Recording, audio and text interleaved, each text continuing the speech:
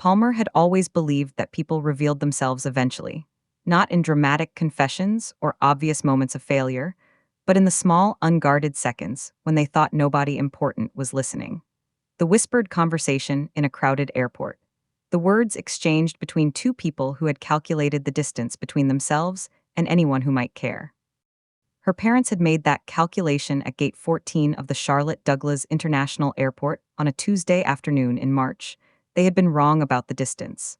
Palmer had been standing 6 feet behind them at the water fountain. She had heard every word. Her grandfather Harold was 81 years old. He had flown in for what her parents had described to him as a family visit, a chance to see the grandchildren, to spend some time together, to be included in the life of a family. He had moved across the country to be closer to 3 years ago. He had packed for a week. He had been excited in the specific way of an older man who did not take visits for granted. Her parents had been planning, in the whispered conversation Palmer had just overheard, to drive Harold to his apartment after the airport, hand him his bag, and begin the process of encouraging him to consider a care facility out of state. Quietly, gradually, with enough distance between each step that it wouldn't look like what it was. They had used the words to let him disappear. Palmer had stood at the water fountain with the paper cup still in her hand. She had not said anything at the airport. She had smiled at her parents when they turned around. She had helped carry Harold's bag to the car. And she had spent the next 3 weeks making sure that when her parents arrived at Harold's apartment with their quiet plan, his door was going to tell a completely different story. Before Palmer puts that folder on Harold's kitchen table and her parents see what 3 weeks of quiet work looks like, hit subscribe right now.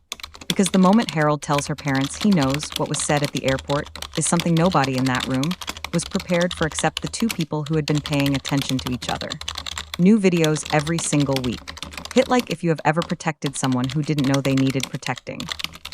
Drop a comment. Have you ever overheard something that changed everything about how you understood a situation? Now let's go back to Charlotte, because Palmer is still standing at that water fountain, and she is already deciding what happens next. My name is Palmer. I am 26 years old and I live in Charlotte, North Carolina.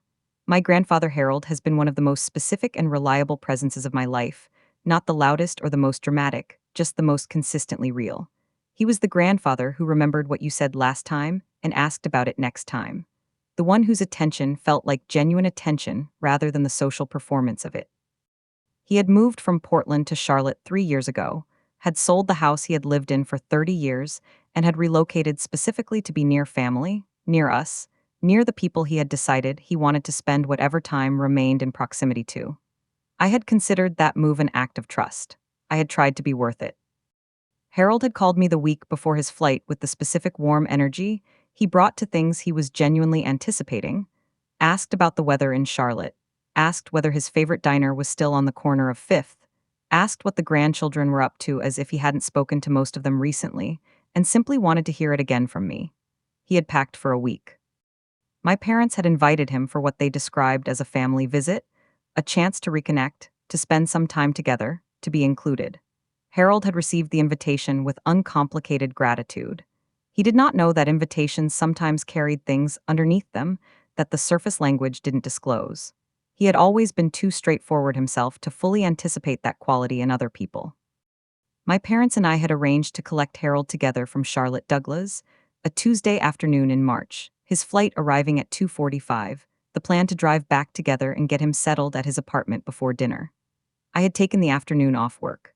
I had been genuinely looking forward to it, the airport arrivals hall, Harold coming through the doors with his carry-on, the particular pleasure of collecting someone you were glad to see. We had parked and were waiting near the arrivals area when my parents moved slightly ahead of me, toward the water fountains near the far end of the hall. I had stopped to check my phone. When I looked up, they were a few feet ahead, standing close together, talking in the lowered tone that people used when they were in a public space, and saying something they considered private. The airport arrivals hall had the ambient noise of most airport spaces, the announcement system, rolling luggage, conversations in every direction.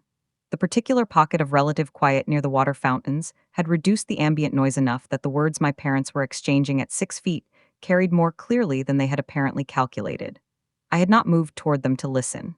I had simply been standing where I was standing, and the distance had been shorter than they had assessed. I heard the shape of the conversation before I heard its specific content, the leaned in posture, the brevity, the way my dad's hand moved slightly as he made a point. And then the content arrived in pieces: Harold's name, the apartment, the phrase care facility, the words out of state, and then the specific phrase that I held completely still to make sure I had heard accurately. Let him disappear. The plan was not elaborate. That was the part that stayed with me most in the days that followed. It did not require complexity, because it was being built on the assumption that Harold would not resist it, and that nobody who might resist it on his behalf was close enough to see it forming. Drive him home from the airport. Begin the conversation about his living situation gradually, the apartment being a lot to manage, the distance from family being a concern, the idea of a facility out of state being framed as a support option rather than a removal. Do it quietly, over time, in the specific incremental way that made each individual step seem reasonable, while the accumulation of them added up to something Harold had not chosen and would not have chosen if the full picture had been presented to him directly. Let him disappear. My parents had not said it loudly. They had not needed to. I straightened up from the water fountain with the paper cup still in my hand as my parents turned around, the natural turn of people who had finished a conversation and were returning to where they had come from. I was standing where I had been standing. I had not moved toward them or away from them. My expression was the same expression I had been wearing all afternoon: present, relaxed, the ordinary face of a person waiting for a flight to arrive. My mom said Harold's flight was showing on time. My dad said we should move closer to the arrival's doors. I said that sounded right and dropped the paper cup in the nearby bin. I smiled, not a performed smile, just the natural expression of a person who had decided in the preceding 30 seconds exactly what she was going to do and was completely settled about it. We walked toward the arrival's doors together. Harold came through the arrival's doors at 3:10, carry-on in one hand, his good jacket on despite the March warmth because he dressed for travel the way his generation dressed for travel, and his face when he saw us had the specific uncomplicated pleasure of someone who had been looking forward to something and had arrived at it. He hugged my mom, shook my dad's hand, hugged me last and longest. In the car, he talked about the flight, the turbulence over Tennessee, the interesting person he had sat next to, whether the diner on Fifth still had the same apple pie he had been thinking about since Portland. He asked about my work. He asked about my cousin's new apartment. He was entirely himself, warm and present and genuinely glad to be in Charlotte, in this car, with this family, near the people he had moved across the country to be close to. I sat in the back seat beside him and listened and said very little. I was already thinking about the next 3 weeks. Palmer drove home after dropping Harold at his apartment. Her parents had gone in briefly with Harold's bag and had stayed 20 minutes before leaving. The visit warm and surface level in the specific way of people maintaining a performance they had agreed on. She drove to her own apartment and sat at her kitchen table without turning on the television or opening her laptop or doing any of the things she normally did when she got home. She sat with the airport conversation the way she sat with things that required accurate processing before action, completely, without rushing toward the response before she had finished receiving the information. Let him disappear. She had heard it clearly and she understood it completely, and she was not going to allow it. The question was not whether. The question was how. Her mother's sister was a woman named Diane. The family member Palmer had always trusted most on her mother's side, not because Diane was uncomplicated, but because she was honest in the specific way of someone who valued accuracy over family harmony when the two were in conflict. Palmer called her that Tuesday evening and told her everything: the airport, the words, the specific phrase, the plan as she had understood it from the conversation she had overheard. Diane had been quiet on the line for a moment before responding. She said she had been concerned for several months, had noticed Harold being excluded from family events in ways that seemed deliberate, had asked Palmer's mom about it twice, and received explanations that hadn't satisfied her. She said she was glad Palmer had called. She said she was in. Diane told Palmer what she had been observing over the preceding months, a series of small exclusions that individually might have been explained away, but that, laid out in sequence, told a clearer story. A family gathering in November that Harold had not been told about until after it happened. A holiday dinner in December where Harold had been invited, but had been seated at a separate table from the main family group in a way that had seemed oddly managed. A conversation Diane had overheard at Easter, where Palmer's mom had described Harold to a family friend as a lot to manage, the specific phrase that people used when they were building a narrative about someone being burdensome before they began acting on that narrative. Diane said she had been trying to find the right way to raise it. Palmer said she had found it for her. She called the elder law attorney's office on Thursday, 2 days after the airport, the same week, because she understood that the situation required accuracy and legal grounding before it required anything else. She had found the attorney through the same regional legal referral service that handled elder law practitioners and had been given an appointment for the following Monday.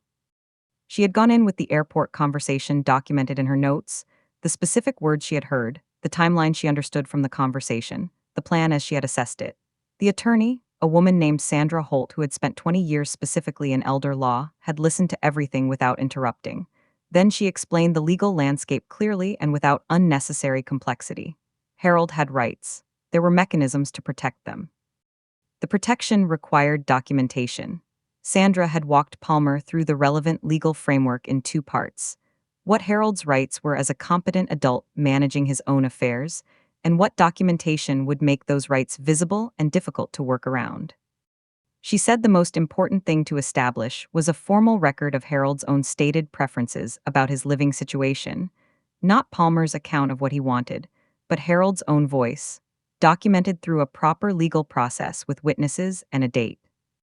She said this record, combined with supporting documentation from Harold's physician and a formal care assessment, would create a picture of Harold's situation that was comprehensive enough to make a quiet incremental campaign against his wishes significantly more difficult to execute without someone noticing and having the documentation to respond. She said the work was straightforward. She said it needed to happen quickly. She began visiting Harold every few days starting that same week, not with an agenda she announced, just with the natural presence of a granddaughter who was glad to spend time with her grandfather. She brought food sometimes, or a book she had thought he might like, or simply herself in an afternoon. She watched how Harold moved through his apartment, the routines he had established, the neighbors he mentioned by name, the specific daily texture of a life that was organized and purposeful and genuinely his. She listened to what he said about his week, his neighborhood, the senior social program at the community center he had found on his own and had been attending for 2 months. She listened without directing. She was building an accurate picture of what Harold's actual life looked like so she could represent it accurately when it mattered. On the third visit, she asked him directly, not about the care facility, not with any framing that would alarm him, just a genuine question about whether Charlotte was what he had hoped it would be when he moved from Portland 3 years ago. Harold had been quiet for a moment before answering, the specific pause of someone taking a question seriously rather than reaching for the automatic response. He said it was. He said his apartment suited him. He knew where everything was. He had a routine that worked. He was close to his doctor and his pharmacy and the diner on Fifth that still had the same apple pie. He said he was close to family, which was the reason he had come. He said he had no interest in going anywhere. He said it simply and with the specific certainty of someone who had made a considered decision and was not reconsidering it. Palmer wrote it down when she got to her car. Sandra had prepared the formal preference documentation with the same thoroughness she brought to everything Palmer had watched her do over the preceding 2 weeks. The document was not complicated in its language. It was clear and specific, the kind of legal instrument that derived its strength from precision rather than complexity. It recorded Harold's stated preferences about his living situation, his apartment, his Charlotte routines, his explicit wish to remain in the city he had moved to 3 years ago to be near family. It recorded his understanding that he was making these preferences formal and legal. It was witnessed by 2 independent witnesses Sandra had arranged, notarized properly, and dated. Harold had read every line before signing. He had not changed a single word. Dr. James Whitfield had been Harold's primary care physician for 2.5 years, since Harold had established care in Charlotte shortly after his move from Portland. Palmer had called the office and had explained that she was Harold's granddaughter and that she was arranging some formal documentation of Harold's health status and care situation, and that she was requesting a supporting statement. Dr. Whitfield's nurse had asked Harold to call and authorize the communication. Harold had done so the same day, without Palmer asking him to rush, simply because he understood what was being built and wanted to contribute to it. The statement Dr. Whitfield provided was clear and specific. Harold was cognitively sharp, medically stable for his age, and fully capable of making his own decisions about his living situation and care preferences. Sandra had recommended a formal care needs assessment through a reputable local agency, a professional evaluation of Harold's daily functioning, his ability to manage independently, and any support needs that existed or were emerging.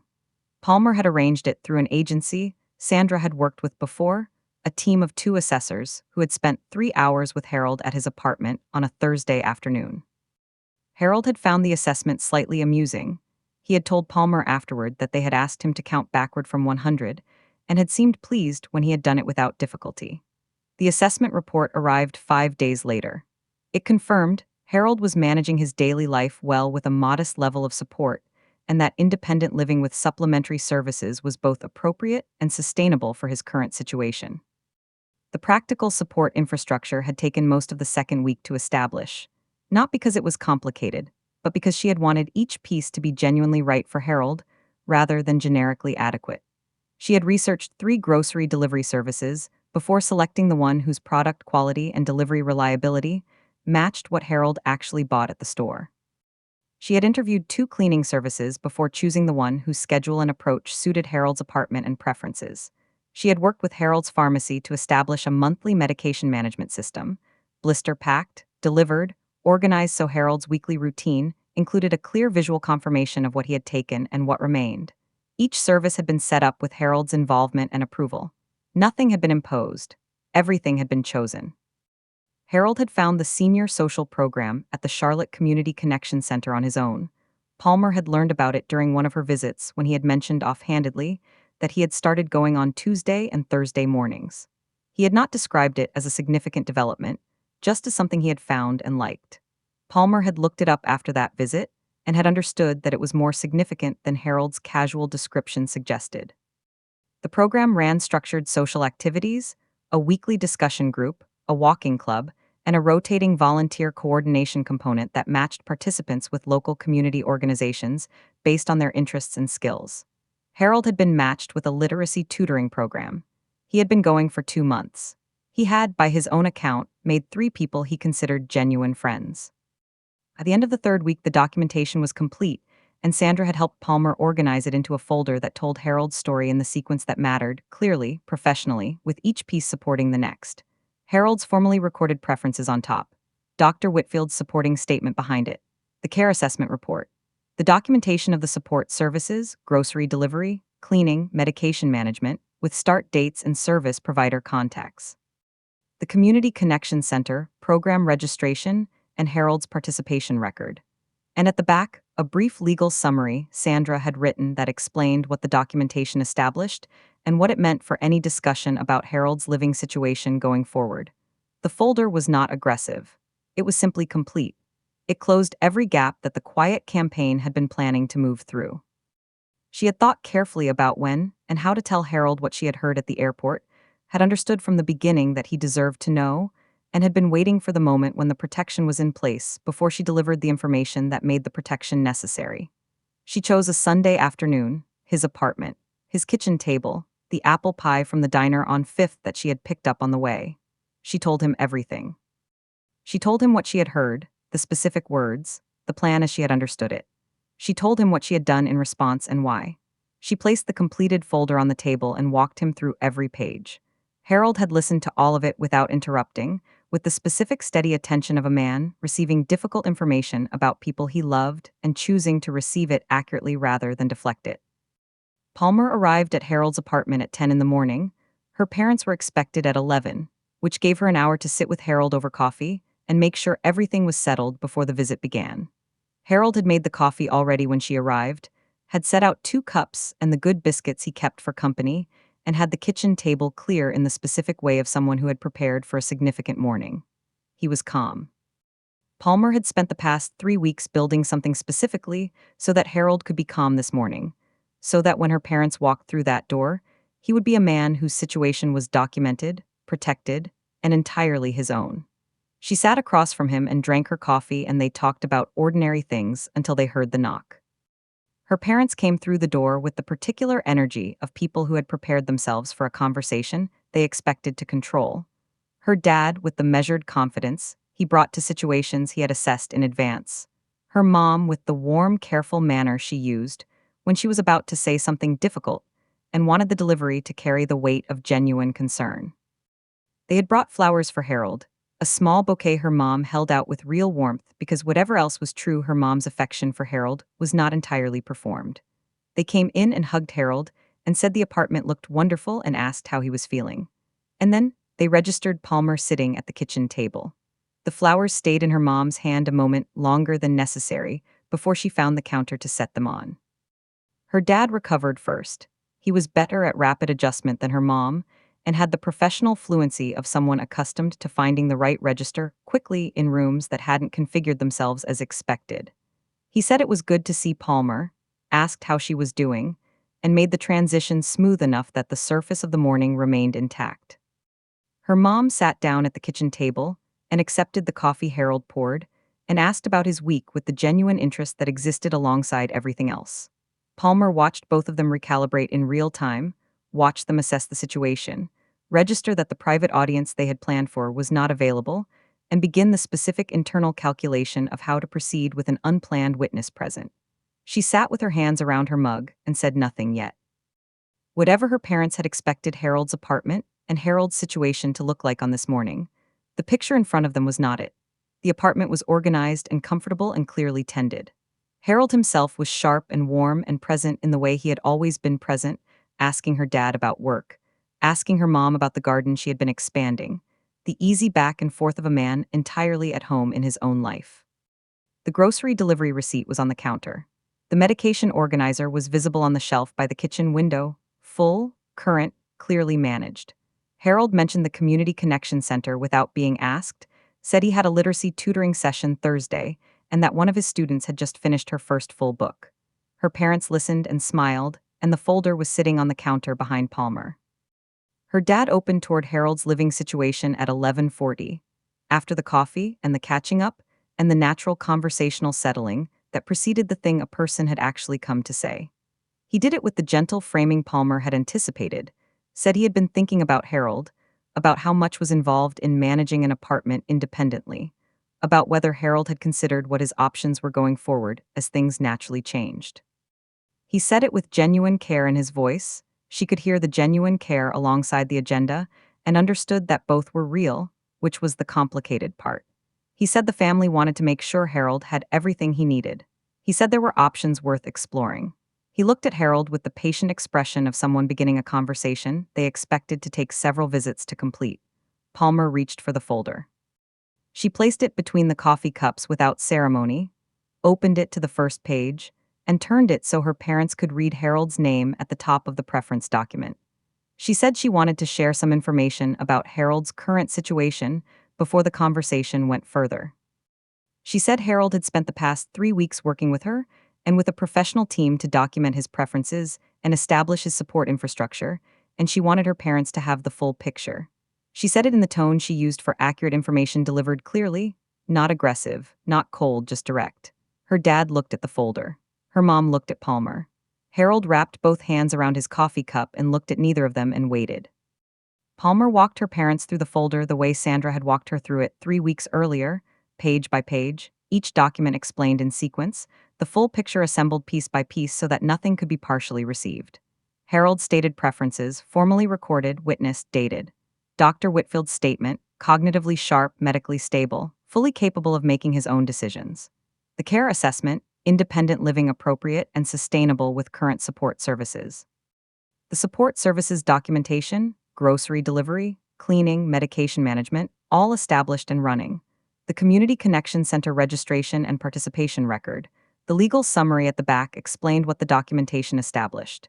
She turned the last page and looked at her parents across Harold's kitchen table. The folder was complete. The picture was complete. The gap the quiet campaign had needed was not there.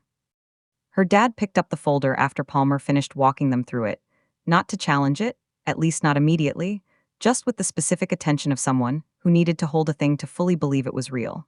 He read through the preference document again from the first line. He read Dr. Whitfield's statement. He looked at the care assessment summary on the third page with the expression of a man reading something that was closing a door he had expected to be open. Her mom had not picked up the folder. She was looking at the kitchen table with the particular stillness of someone processing multiple things simultaneously and not yet ready to speak about any of them. Harold had his coffee. Palmer had her hands flat on the table. The apartment was quiet in the specific way of a room where something important had just been understood by everyone present. Her dad set the folder down and looked at Palmer directly, not at Harold, not at her mom, at Palmer, with the expression of someone who had arrived expecting to manage a situation and had found the situation already managed. He asked who had arranged all of this. He said it as a genuine question rather than a challenge, the specific tone of someone who needed to understand the sequence of events before they could respond to the outcome. Palmer said she had arranged it. She said she had done it with Harold's full knowledge and participation over the past 3 weeks. She said Harold had been involved in every decision, the attorney, the doctor's statement, the care assessment, the services, all of it chosen and reviewed and approved by the man sitting across the table from them. She said Harold had known what was being built and why.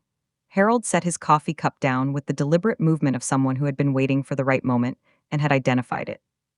He looked at his son and daughter-in-law with the specific steady attention he brought to things that mattered, not angry, not wounded in a way that was looking for acknowledgement, just present and clear and entirely himself. He said he was aware of what Palmer had heard at the airport. He said she had told him. He said he had appreciated knowing the truth about his own situation because he believed people deserved to know the truth about their own situations. He said he loved them both, said it simply, as a fact that didn't require decoration, and that he had no intention of going anywhere. He said Charlotte was his home. He said he had chosen it and he was staying in it. Her mom had not spoken since Harold finished. She was looking at a point somewhere between the folder and the flower arrangement she had brought, the specific unfocused gaze of someone who was doing something internal that required their complete attention. Palmer watched her without trying to read what the internal process was producing. She had learned a long time ago that her mom's silences contained more than her words sometimes, and that the most honest version of her sometimes lived in the transitions between what she had planned to say and what the situation had revealed was necessary. The kitchen was quiet. The folder was on the table. Harold's coffee was getting cold. Her dad had his hands folded in front of him and was looking at nothing in particular. The morning had arrived somewhere none of them had expected when they sat down. Her dad spoke again, after the silence had run its course, and when he spoke, his voice had a different quality from the one he had arrived with. The managed confidence was gone. What replaced it was not exactly humility. It was closer to the specific tiredness of a man who had been carrying a plan and had set it down, and was now sitting with what the setting down felt like. He asked Palmer why she hadn't come to them first, why she had gone to an attorney and arranged documentation rather than having a conversation with her own parents. Palmer looked at him for a moment before answering. She said she had been standing at a water fountain at gate 14 when she heard the words "let him disappear." She said she had made a decision about the right approach based on what she had heard when they thought nobody was listening. She said it without anger. She said it was the only accurate answer to the question. Her parents left at 1:15, the visit ending without the conversation they had come to have, the quiet campaign having encountered something it could not move through. Her mom hugged Harold at the door for a long moment, the hug of someone who was genuinely sorry for something they hadn't yet found the language to say directly. Her dad shook Harold's hand and said he was glad things were in order. He said it to Harold rather than to Palmer, which was the right choice, and she noted it. The folder stayed on Harold's kitchen table after they left. Palmer had left it there deliberately, with Harold's agreement, so that it remained visible and present in the apartment rather than filed away somewhere. Harold looked at it after the door closed and said it was a good folder. Palmer said she thought so too.